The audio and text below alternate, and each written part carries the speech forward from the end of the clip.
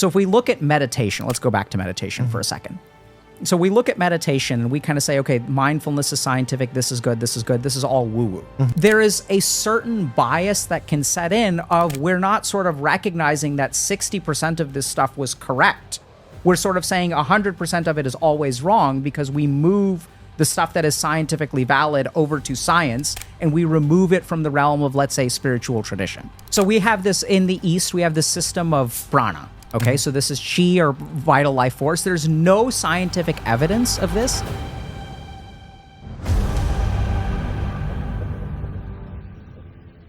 It leads to a fundamental misunderstanding of healthcare for a large percentage of patients. It opens room for health gurus and hucksters to take advantage of people. And it actually diverts our attention from ways that we can improve medicine. Okay.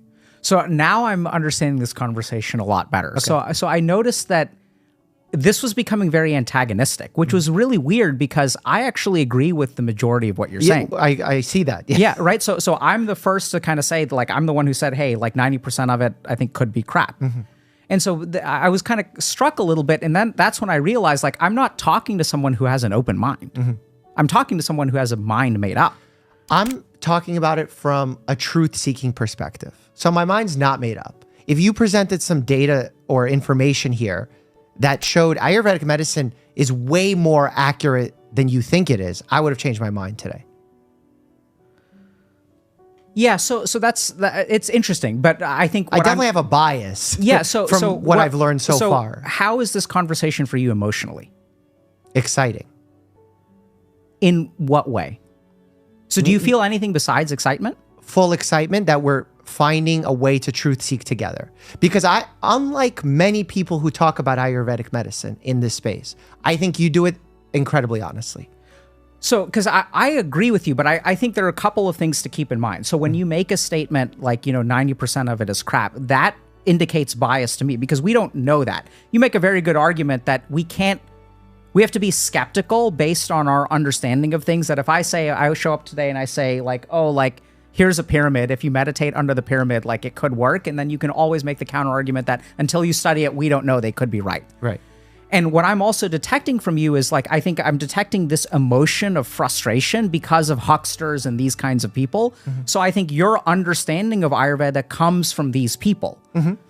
And so that's why I was kind of surprised because usually in conversations, I am representing your view a lot more. Yeah. Right. So I'll go to these academic conferences with a lot of Ayurvedic practitioners and I'll say like, hey, like we don't know. There are 8 disciplines of Ayurveda. We have some limited evidence of this particular thing, Brahmi, turmeric, ashwagandha, like a set of herbs. We don't have a whole lot of stuff on this.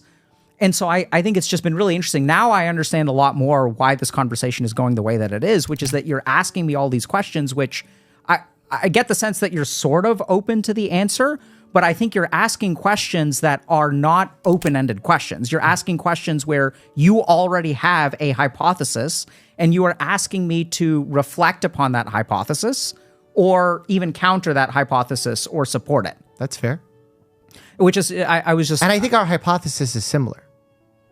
Yeah, so I think though... And our standpoint is similar. I think that you would benefit from studying Ayurvedic medicine. Agreed, which is what I'm hoping in this conversation I can learn more about. So I think just this individualized approach, it's so axiomatically different. I think there's value to it.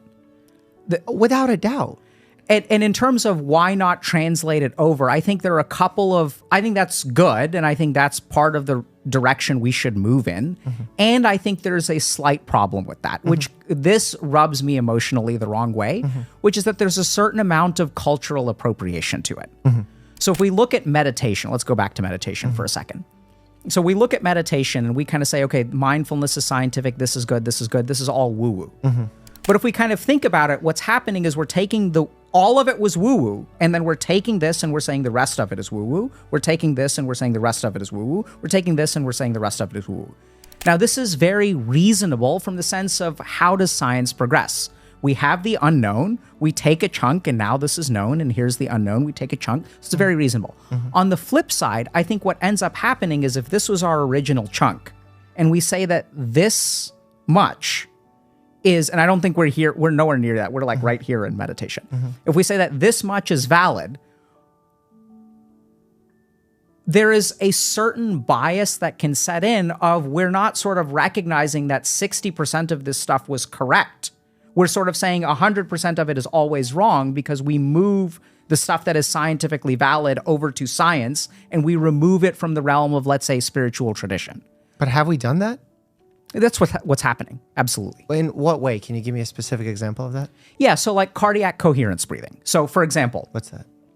so we have this in the East, we have this system of prana. Okay. So this is chi or vital life force. There's no scientific evidence of this.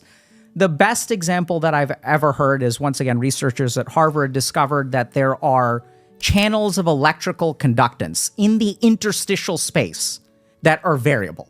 So they were like, oh, have you heard of meridians or nadis like this in I've Tai Chi? heard of them, but I don't really understand. So there's this idea that we have this vital life energy that flows through us. It flows through these channels. We biologically looked for it and we can't find anything. Well, we can't measure it yet, right?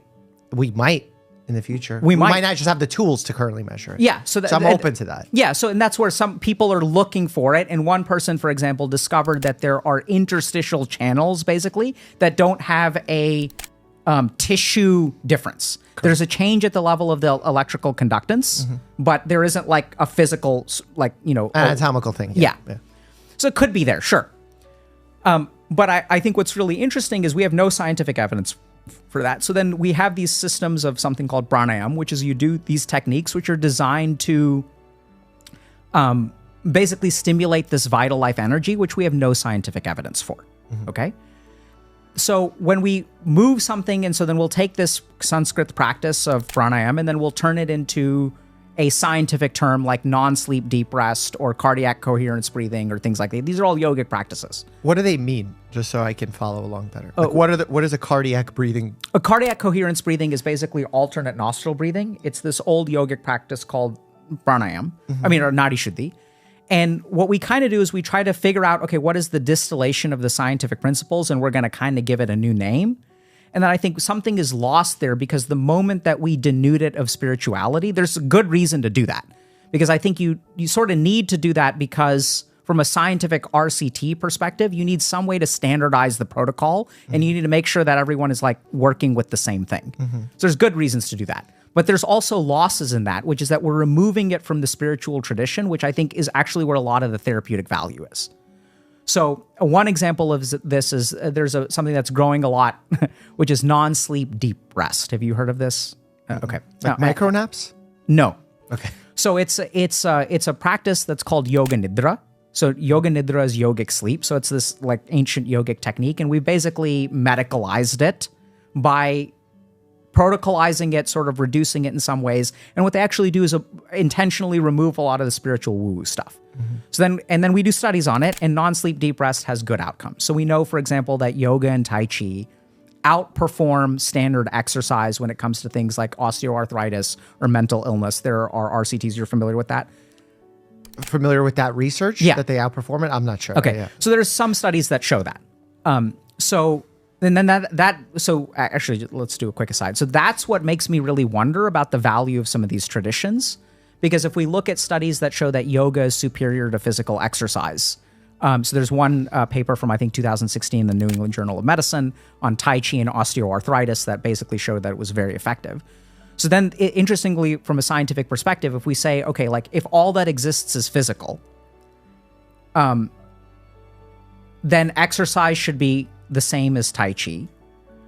The other way to think about it is that even if it's still physical, it's not necessarily that energy exists, but when you use this heuristic or this concept of energy and you develop a practice based on that concept, the physical biological postures that you do are somehow superior to this other set of postures that is exercise. Does that make sense, or did I lose you there? No, and I have to really dumb things down in my mind for me to understand them. And I'm going to tell you how it's landing for me, and you tell me if it's accurate. When you put meaning into what you're doing, spirituality is a form of meaning, you get better outcomes. I don't think that's it at all. Oh. Yeah. Okay. So I think that there are mechanisms at play. So let me try to explain it better. So We have a study. You can look at the paper. I'll send you the reference. So Tai Chi and osteoarthritis outperforms physical exercise. Okay. So now let's understand Tai Chi is based on this theory of vital life energy, which we have no scientific evidence for. So then the question becomes, how do we explain this result that this practice, which is based on a non-real thing, outperforms a seemingly comparable practice? They're both just moving around. So there are two explanations for this. One, or probably more. One is that this thing does exist and is not measurable. The second is that even if it doesn't exist, the concept of this existing and something about the way that they developed those practices based on this concept, it's still just completely biological. But because we were considering Qi, we developed this different set of movements. And if you look at someone who just does stretching or calisthenics or whatever, these other physical practices, that there is a difference in the physical practice. Does that make sense? Yeah, I mean, I could send a patient for physical therapy, and the physical therapist can target, like let's say someone has a low back strain and I send them to physical therapy.